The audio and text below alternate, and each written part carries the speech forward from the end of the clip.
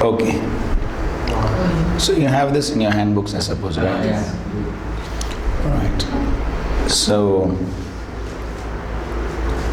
these are the different types of incarnations.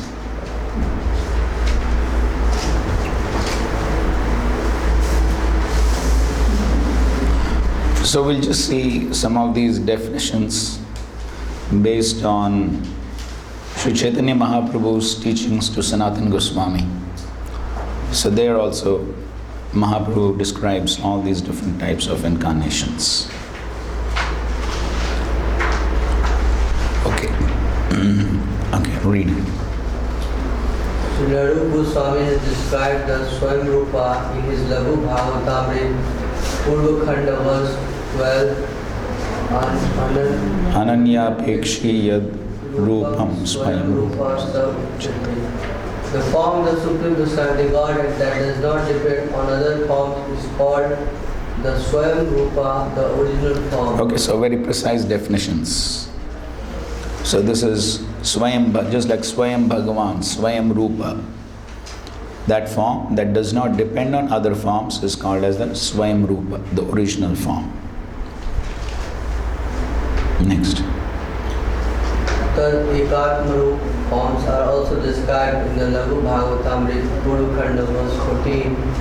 Yad Rupam Abhedina Sarupena Viradhite Akrityadhir Anyadrik Satat Ekatmarupaka.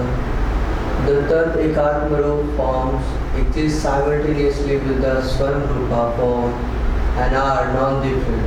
At the same time, their bodily features and specific activities appear to be different. The Tad Ekatmaru forms are divided into two categories, Swamsa and Vilasa. Okay, so you can see the diagram in your book also. So the Tadek Atma Rupa forms, they exist simultaneously with the Swayam Rupa form. But at the same time, bodily features, functions are different. So like the various Vishnu forms.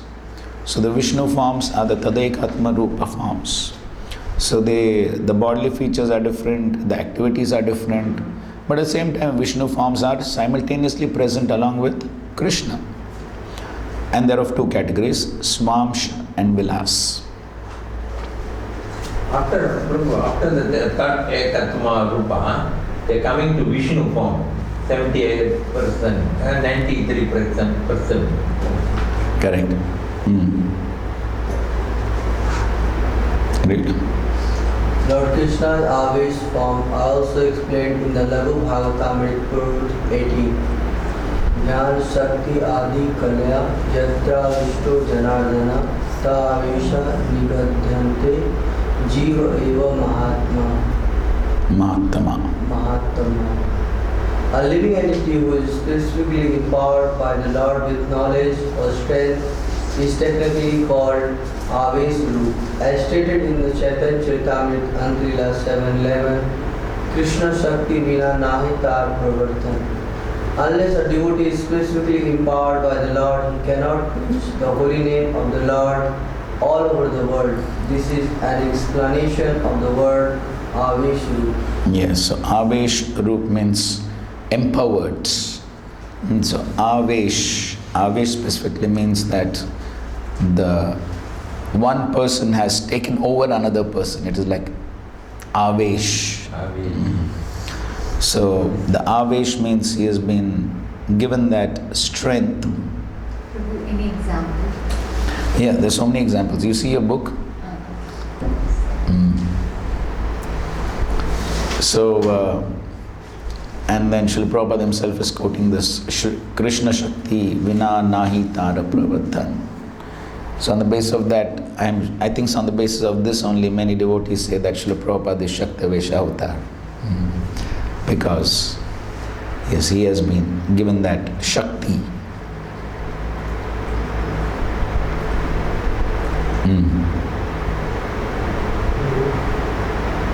Sorry?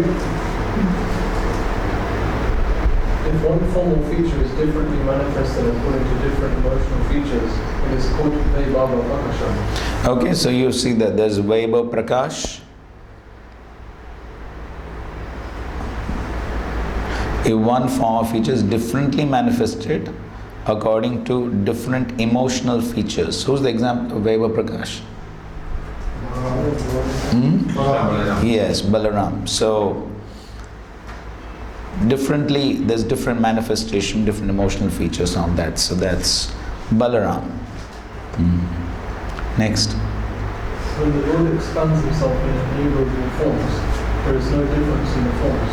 But due to different features, bodily colors and backgrounds, the names are different. Okay, so this is called what? No, Vaibhav Vilas, I think. See, Vaibhav Vilas. See, the Lord expands himself into innumerable forms, and there's no difference in the forms. But the names are different because of different features.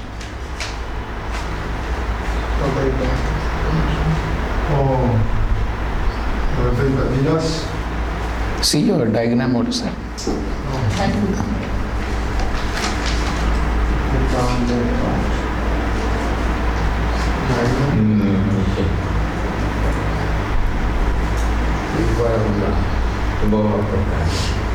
It's forearm from the Vishnu's expanded and Vaikuntha from Allah is Vaibhava.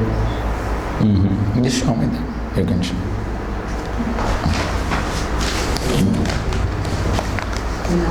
Second set of Chaturvija is Vaibhava. I can read it. Okay, so there is Vaibhav Prakash, which is basically Balaram. Expansion with different moods and bodily features. That's Vaibhav Prakash. Then there is Prabhav Prakash, which is expansion to multiple forms with same features, such as in the Rasa dance in the palace of Dwarka. So that is Prabhav Prakash. Then Tadekatma Rupa, we saw that exists along with Krishna, but different bodily features, different functions. That is Tadekatma Rupa. And then those are classified into Swamsha and Vilas. So in Vilas this Vilas is basically all the four armed Vishnu forms. And there are two categories here. There is the Prabhav Vilas, that is the first quadruple Chaturvyu expansion. And then there is the Vaibhav Vilas. So which is the second set of Chaturvyu forms, presiding over the four directions. What difference is Prabhav Vilas and Vaibhav Vilas? I could not get the difference. So you read the whole thing, Vaibhav Vilas. So then there are these so the Prabhav Vilas is only the first Chaturvyuha. And then from the first Chaturvyuha, there is the second set of Chaturvyuha. And then presiding on the four directions, and then three expansions from each one of them. From each one of the original Chaturvyuha, there are three expansions, each presiding over the 12 months, and additional 2 Vilas Murtis from each one of the original Chaturvyuha expansions, making a total of 24 primary Vaibhav Vilas expansions. So all those are these Vaibhav Vilas. So all these, when there are 24 expansions, Prabhupada explains in the teachings of Lord Chaitanya that based upon the positions of the Shankha, Chakra, Gada, Padma in the four hands, then there are all these different names of the Vishnu forms. Okay, so all these, so the Prabhav Vilas is only the first Chaturvyuha. Now the next Chaturvyuha and all the other Vishnu expansions, all of them are included in Vaibhav Vilas. You cannot include Lakshmi Narayana. Include Lakshmi Narayana? Like Yes, Narayan is also one of the Vishnu forms. Keswa Narayana. Yes, all of them. All 24. of them. Yes, 24. And then in the Swamshas, then there are these various categories of Leela Avtaras, Purusha Avtaras, Guna Avtaras, Shaktivesh Avtaras, Manvantar Avatar and Yuga Avatar. So now in the Shaktivesh Avatar, you can see there are two categories. One is Avatar, living entities who are directly empowered by the Lord. He gives examples of the four Kumaras, Narad, Brahma, Ananta, Shesha, Prithu, Parshuram.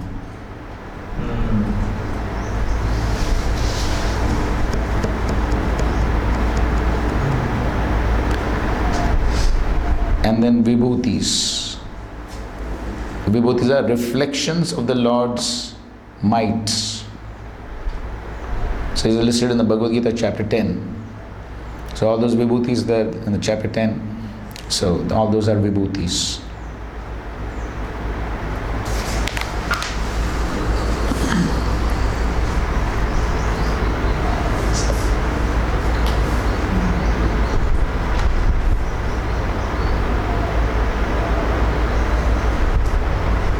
Okay, read this. Tadekatma Rupa and Vaibhav Prakash, what's the difference? Vaibhav Prakash is saying expansion with different modes and bodily phases.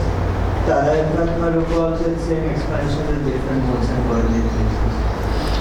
But as Srila Prabhupada would very often say, that there is not much difference between Krishna and Balaram, except in the color. So Lord Balaram is the first expansion. So therefore, Lord Balaram is as good as Krishna, not much difference. So therefore, as we have been discussing that, therefore both are called as Bhagwan. Of course, the word Bhagwan is used for many others. But still, we find that Balaram is the first immediate expansion. Therefore, there's hardly any difference between both of them. But if you talk about all the other Vishnu forms, and the Vishnu forms, as we have just read, have only 93% of the qualities. But that doesn't apply to Balaram. Balaram is as good as Krishna.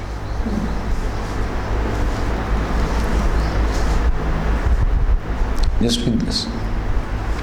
When the Lord displays numerous forms with different features by an inconceivable potency, such forms are called Vilasa and Vigrahas. When a form of Krishna is not different from the original form, but is less important and exhibits less potency, it is called Stamsa. Examples of Stamsa expansions can be found in the quadruple forms of the Lord residing in the respective places, beginning with Sankrishna, Vasudeva, Pradyumna, and Anuruddha, and also the Purusha avatars, Leela avatars, Manvantara avatars, and Yuga avatars. Okay, fine. Any doubts regarding these avatars classification?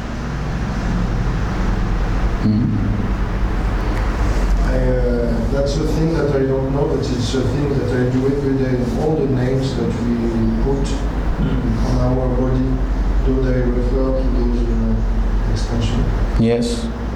So those we were talking about those 24 Vishnus, all of them come in that. That's what means not Krishna. It's said in Vishnu form Kesava. Yes. Can you tell like exactly why we say a particular deity form here, like what's the relevance? Is there anywhere mentioned in the scripture? No, I don't know. Okay. Okay, let's proceed. Text 29. So he is giving the Falashruti of reciting all these appearances and disappearances of the Lord. Okay, let's try to recite. Janmaguyam Bhagavato ya etat prayato naraha sayam prata guran bhaktya dukkha gramad vimuchyate. Whoever carefully recites the mysterious appearances of the Lord with devotion in the morning and in the evening gets relief from all miseries of life. So here it is said that all these Janma Guhyam Bhagavato, so all this appearance and disappearances, Guhya, very confidential, mysterious, as Krishna also says 4.9, what he says? Divyam evam yoveti tattvataha. Same thing Prabhupada is writing. Simply knowing factually the mysterious way of the Lord's incarnations in this material world can liberate one from material bondage. Therefore, the birth and activities of the Lord as manifested by Him for the welfare of the people in general are not ordinary. They are mysterious, and only with those who carefully try to go deep into the matter by spiritual devotion is the mystery discovered. And therefore, he says, thus one gets liberation from material bondage. It's advised, therefore, that one who simply recites this chapter of Bhagavatam describing the appearance of the Lord in different incarnations, in sincerity and devotion, can have insight into the birth and activities of the Lord. The very word vimukti or liberation indicates that the Lord's birth and activities are all transcendental, otherwise simply by reciting them one cannot attain liberation. They are therefore mysterious, and those who do not follow the prescribed regulations of devotional service are not entitled to enter into the mysteries of His birth and activities. Okay, so we have discussed this also. So why it remains a mystery? What is the meaning of this mystery? Guhyam. And we find in the Bhagavad Gita also, Krishna uses the words Bhakto Sime Saka Cheti Rahasyam. So use the word Rahasya there. And also 9.2 Rajavidya, Rajaguhyam. Yes, that's the first verse. So we find Krishna many times use the word Rahasya, Guhya. So what is the mystery?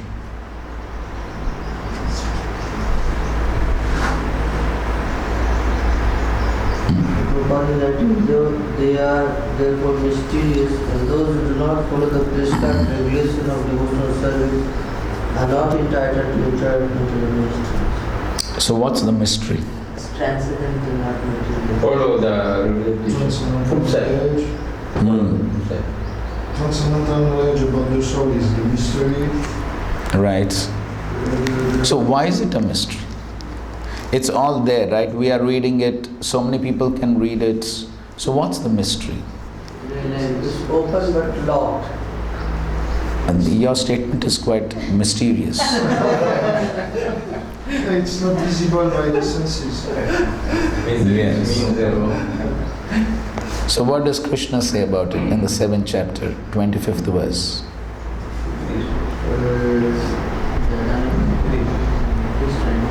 otherwise, then Naham prakasha sarvasya yoga maya samavrita mudhoyam nabhija. That is why it is a mystery. So many people saw Krishna face to face when Krishna was present. Poundrak saw him. What did he say? I am the original Krishna. He is imitation. Even Krishna laughed when he heard it. They are seeing Krishna face to face. Duryodhana saw what he tried to do. So people ask, can you show me God? The important question is, even if God comes in front of you, can you recognize? Kaliya saw right in front of him this beautiful boy Krishna, what he tried to do. There was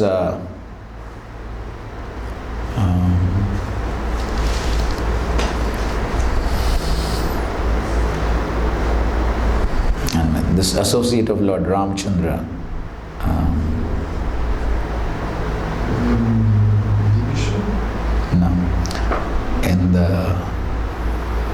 in the Shamantak jewel pastime it comes. Jambavan. Yes, Jambavan. What was he doing? He fought with Krishna for 28 days. He was Lord Ram's associate in the previous yuga. Yeah. Krishna.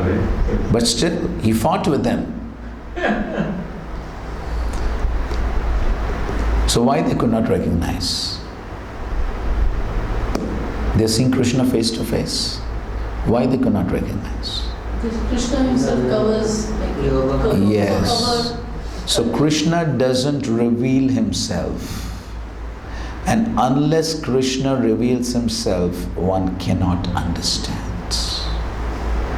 And therefore, there's so many people reading the Bhagavad Gita, writing commentaries on the Gita. But yet they don't accept Krishna as the Supreme Lord.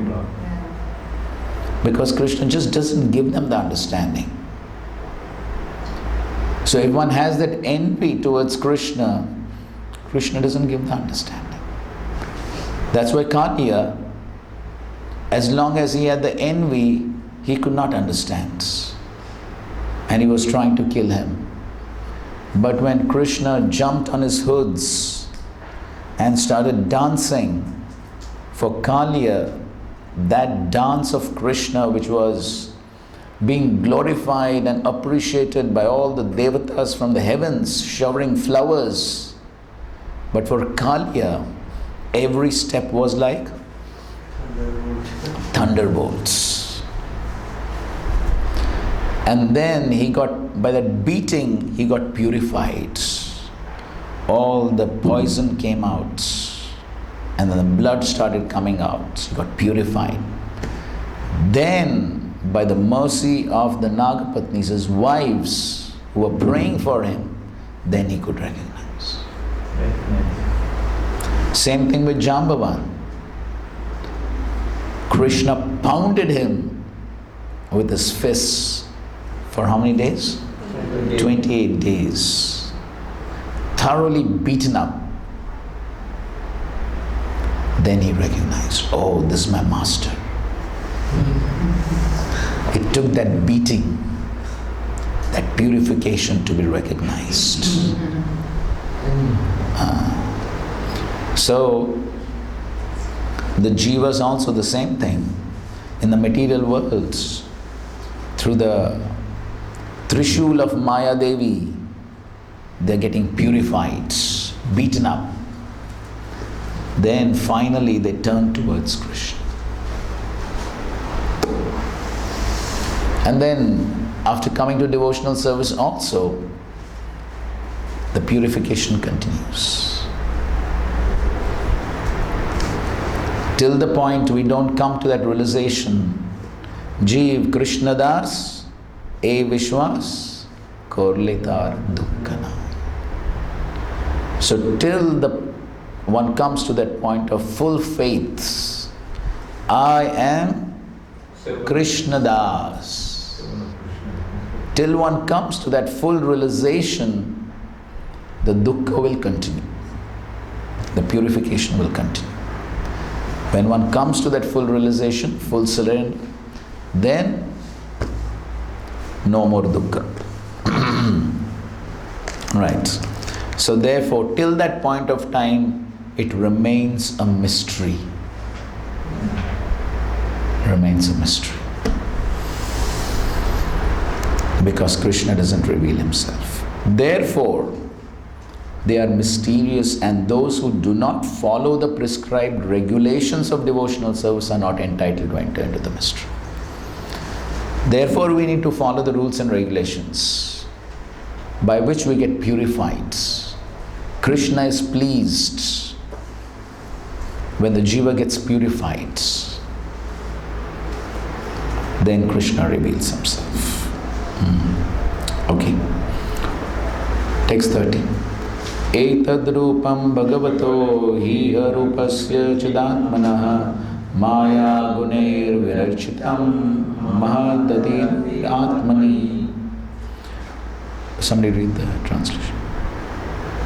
The conception of the Virat universal form, the Lord, as appearing in the material world is imaginary. It is to enable the less intelligent and neophyte to adjust to the idea of the Lord's having form. But factually, the Lord has no material form. Okay, so this is about Virat Roop. Again, this will be discussed in the second canto. Okay, 31. Read the translation. Clouds and dust are carried by the air, but less intelligent persons say that the sky is cloudy and the air is dirty. Similarly, they also implant material bodily conceptions on the spirit self. Okay, read this purport. It is further confirmed herein that with our material eyes and senses, we cannot see the Lord, who is all spirit. We cannot even detect the spiritual spark which exists within the material body of the living being. We look to the outward covering of the body or subtle mind of the living being, but we cannot see the spiritual spark within the body. So we have to accept the living being's presence by the presence of his gross body. Similarly, those who want to see the Lord with their present material eyes or with the material senses are advised to meditate on the gigantic external feature called the Virat Roop. For instance, when a particular gentleman goes in his car, which can be seen very easily, we identify the car with the man within the car. When the president goes out in his particular car, we say, there is the president. For the time being, we identify the car with the president. Similarly, less intelligent men who want to see God immediately without necessary qualification are shown first the gigantic material cosmos as the form of the Lord. Although the Lord is within and without, the clouds in the sky and the blue of the sky are better appreciated in this connection. Although the blue tint of the sky and the sky itself are different. We conceive of the color of the sky as blue, but that is a general conception for the layman only. So, here the purpose of the Virat Roop is being mentioned. So, the tendency is to impose one's own conceptions on God. That is the tendency. So, the tendency is to appreciate what is seen by the gross material senses. So, just like one cannot see the spirit soul, but one understands the presence of the spirit soul through the body, the material body. Our material eyes cannot see spirit, but our material eyes can see the body. But when we see that this body is moving, then we perceive the presence of the soul through the presence of the material body. Similarly, those who cannot see the two-handed form of the Lord are made to appreciate the form of the Lord through the Virat Roop, that is the universe. So they say, okay, Krishna is God. How can Krishna be God? First of all, Prabhupada explains this very beautifully in 4.11 purport. So, first of all, you say God has a form. How can you limit God in a form?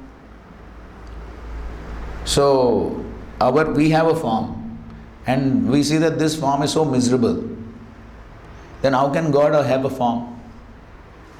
So it's very difficult for them to accept that God can have a form like us, this two-handed form. They can't accept that. Right?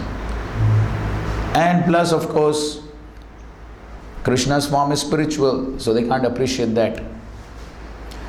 Therefore, for such people, it is said, okay, you accept the gigantic form of the Lord. The entire universe is the Lord. So they say, okay, that is better. God is not small like us, He is big. How big? The entire universe. And all the trees are the hair on His body, and all the planetary systems are on His body.